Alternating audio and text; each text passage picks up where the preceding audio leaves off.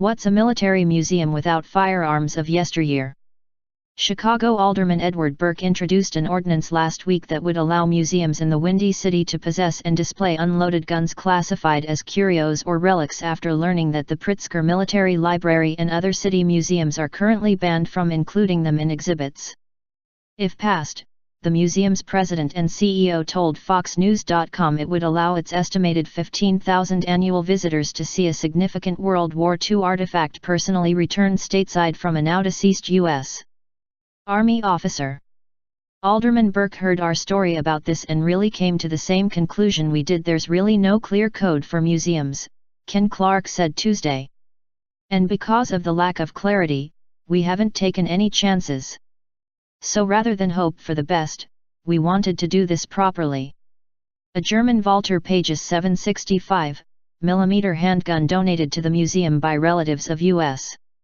Army Major General William P. Levine, one of the highest-ranking Jewish generals in American history, is currently kept in a safe along with a dozen other handguns at a gun range in suburban Lombard, where they are exempt from the Chicago firearms ordinance, Clarke said.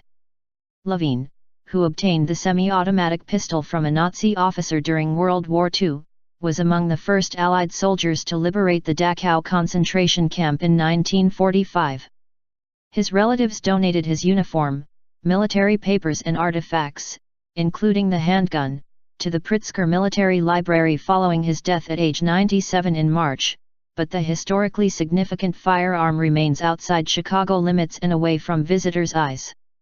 General Levine had the very unique experience of interviewing both captors and captives at Dachau as a U.S. intelligence officer, Clarke said.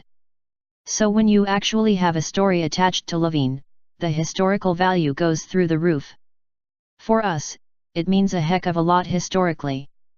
Under Burke's proposal, which was formally introduced on Wednesday, Chicago museums would be permitted to display unloaded firearms like Levin's firearm if classified as curios and relics, which are defined by the Bureau of Alcohol, Tobacco, Firearms and Explosives as firearms that are at least 50 years old, certified by the curator of a municipal, state or federal museum, or any gun that derives a substantial part of its monetary value from rare features or associations with historical figures, periods or events. Chicago is home to several world-class museums, Burke said in a statement. And it has come to my attention that such an exemption is reasonably warranted to allow such institutions to display unloaded firearms that often accompany uniforms and other historical artifacts.